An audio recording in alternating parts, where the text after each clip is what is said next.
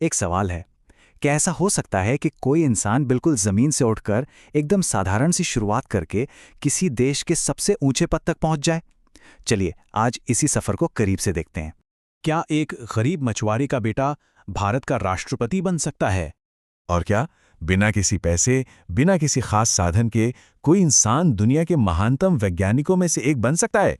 जी हाँ, ये कहानी उसी इंसान की है जिसने गरीबी को अपनी ताकत बनाया, असफलताओं को एक सीढ़ी की तरह इस्तेमाल किया और पूरी दुनिया को सिखाया कि सपना वो नहीं होता जो नींद में आता है, सपना तो वो होता है जो सोने ही नहीं देता।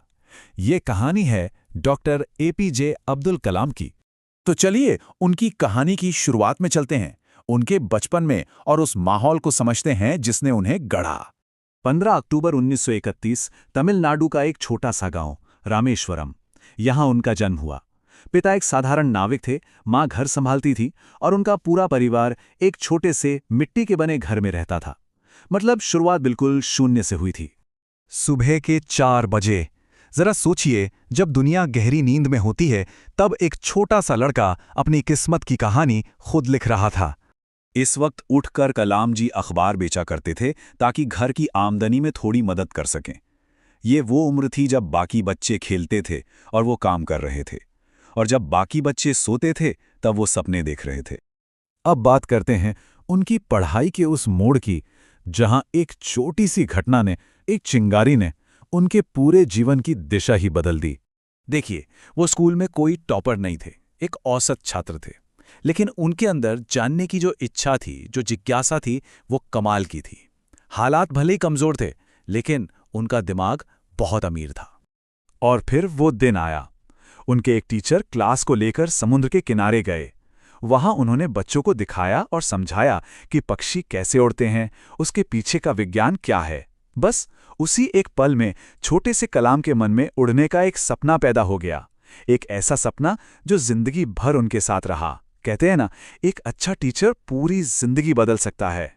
हर महान कहानी में एक बड़ा मोड़ आता है। चलिए अब कलाम जी की कहानी के पहले बड़े मोड़ की तरफ चलते हैं। एक ऐसी असफलता जिसने उनका दिल तो तोड़ा, पर शायद उन्हें बनाया भी। इंडियन एयरफोर्स में पायलट बनना कलाम जी का वही बचपन का सपना था। उन्होंने इसके लिए जी जान से मेहनत की, लेकिन जब नतीजा आया तो सीटें थीं सिर्फ 8 और कलाम जी का रैंक था 9वां। सोचिए, सिर्फ एक रैंक से उनका वो सपना टूट गया जिसे उन्होंने सालों से जिया था। जरा सोचिए, क्या होता है जब कोई इंसान अपना सब कुछ एक सपने पे लगा दे और वो सपना आंखों के सामने टूट जाए। यहां से उनकी कहानी खत्म भी हो सकती थी, या फिर से शुरू भी। और उन्होंने दूसरा रास्ता चुना। हार मानने की जगह उन्होंने अपनी उड़ान की चाक को एक नई दिशा दी। वो भारतीय अंतरिक्ष अनुसंधान संगठन यानी इसरो में शामिल हो गए। और यहां से उनके वैज्ञानिक करियर का वो अध्याय शुरू होता है जो हमें भारत के स्पेस प्रोग्राम के संघर्ष भरे शुरुआती दिनों की याद दिलाता है। उस दौर में इसरो के पास ना तो ज्यादा पैसा था, ना ही कोई एडवांस टेक्नोलॉजी।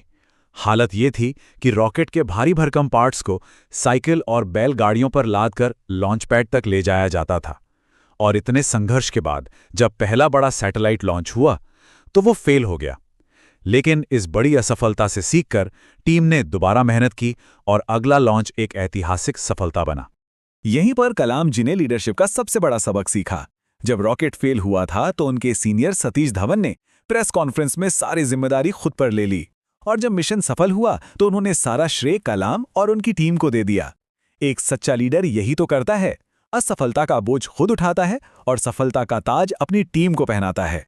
अब उनकी वैज्ञानिक उपलब्धियों से आगे बढ़कर उनके सफर के सबसे ऊंचे शिखर पर चलते हैं। वो समय जब वो देश के सर्वोच्च पद पर पहुंचे।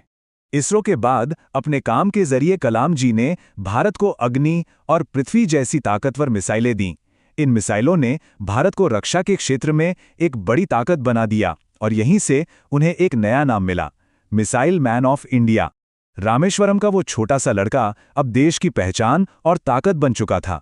साल 2002 में वो भारत के राष्ट्रपति बने, लेकिन वो राष्ट्रपति भवन के ऐशो आराम में भी एक आम इंसान ही रहे। अपनी सादगी के लिए जाने जाते थे, पर उनका सबसे गहरा कनेक्शन था देश के बच्चों और युवाओं से। वो लगातार देश भर में घूमते थे, स्कूलों कॉलेजों में जाकर नौजवानों को बड़े सपने देखने और कड़ी मेहनत करने के लिए प्रेरित करते थे। तो आखिर में डॉक्टर कलाम की इस असाधारण जिंदगी से वो कौन से सबक हैं जो हम सभी के लिए एक रास्ता बन सकते हैं? कलाम जी हमेशा कहते थे, छोटा लक्ष्य रखना एक अपराध है। वो मानते थे कि महानता कोई एक दिन में नहीं मिलती, ये लगातार चलने वाली एक प्रक्रिया है। और सबसे जरूरी बात, आप अपना भविष्य नहीं बदल सकते, लेकिन अपनी आदतें जरूर बदल सकते हैं, और अच्छी आदतें यकीनन आपका भविष्य बदल देंगी। जरा सोचिए, अगर कलाम जी ने गरीबी के आगे घुटने टेक दिए होते तो उनकी कहानी कभी शुरू ही नहीं होती। अगर वो एयरफोर्स की उस एक असफलता से डरकर बैठ जाते तो भारत को अपना मिसाइल मैन कभी नहीं मिलता। उनकी कहानी हमें यही सिखाती है कि मुश्किलें जितनी बड़ी होती हैं, कहानी भी उतनी ही शानदार बनती। तो सवाल ये नहीं है कि मुश्किलें हैं या नहीं, वो तो सबकी जिंदगी में है।